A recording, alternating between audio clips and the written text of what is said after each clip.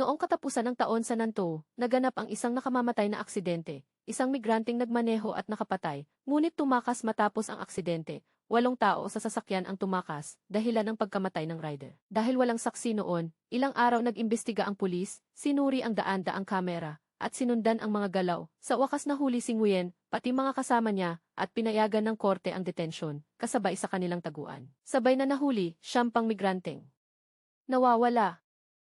Isang puting van sa kurbada, biglang pumasok sa kabilang linya at hindi man lang bumagal. Sa susunod na segundo may paparating na motorsiklo.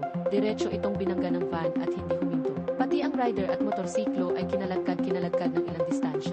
Tuluyang nawala sa kuha ng camera.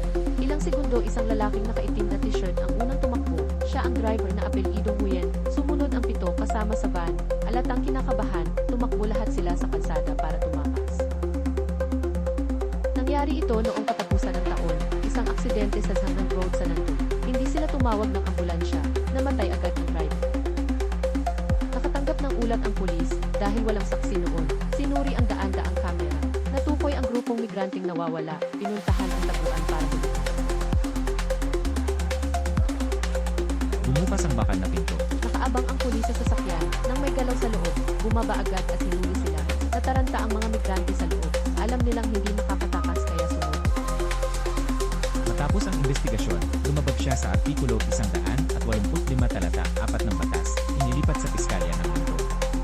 Inimbestigahan ng pulis ang suspect na si Nguyen, isa rin siyang migranteng nawawala, iligal na nagmaneho at nakapatay, pinasuhan ng pagtakas matapos makasagasa at makapatay, dinala sa piskalya at inaprubahan ang detensyon. May 10 migranteng nahuli sa taguan, dinala silang lahat sa mga kaugnay otoridad.